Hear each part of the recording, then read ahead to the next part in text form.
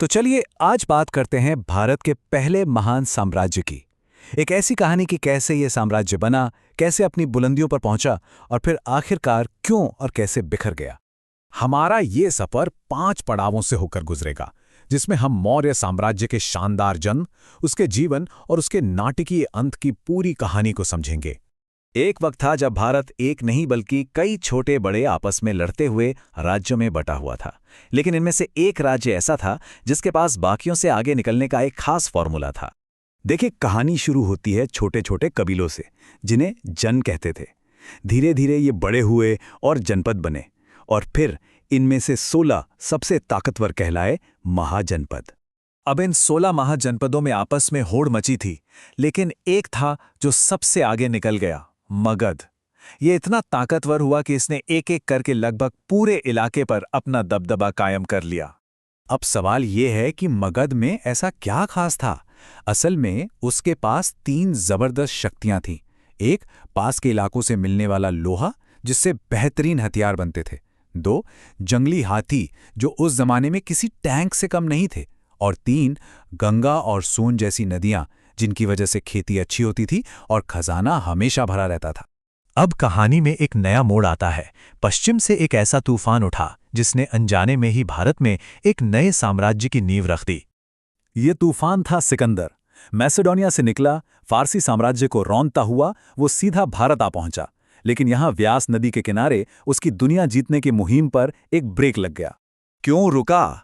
क्योंकि यहां के राजाओं से कड़ी टक्कर मिलने के बाद और भारत की विशालता देखकर उसकी अपनी ही सेना ने जवाब दे दिया।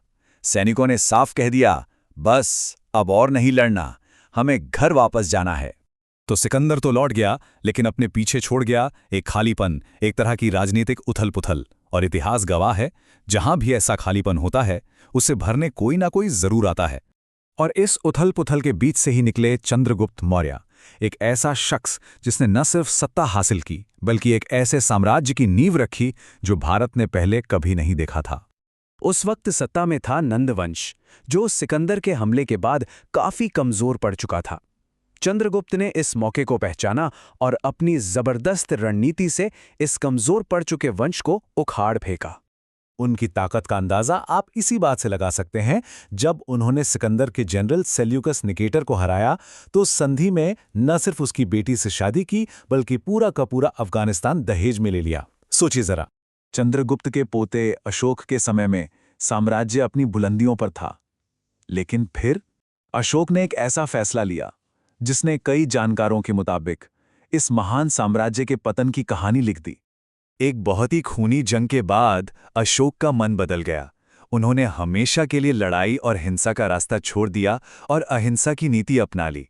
मतलब अब कोई सैन्य विस्तार नहीं होगा, सिर्फ शांति होगी।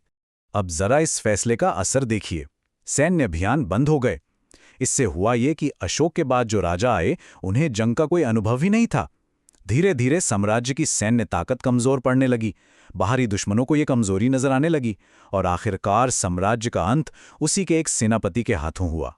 और यही सबसे बड़ी बात है, आखिरी धक्का किसी बाहरी दुश्मन ने नहीं बल्कि अंदर से ही मिला। आखिरी मौर्य सम्राट बृहद्रथ को उसी के सेनापति पुष्यमित्र शुंग ने मार डाला। वजह, उसे लगा कि राजा अपने साम्राज्य की रक्षा नहीं कर पा रहा है। और इसी के साथ मौर्य साम्राज्य का सूरज डूब गया। वो एक भारत जो एक सूत्र में बंधा था, वो फिर से छोटे छोटे टुकड़ों में बिखर गया।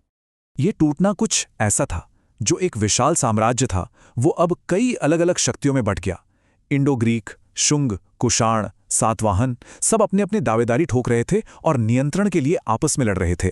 तो मौर्यों का युग खत्म हुआ और शुरू हुआ मौर्योत्तर काल, यानी बिखराव का दौर। और ये बिखराव सदियों तक चला, जब तक कि एक और राजवंश, गुप्त वंश ने आकर भारत को फिर से एक नहीं कर दिया।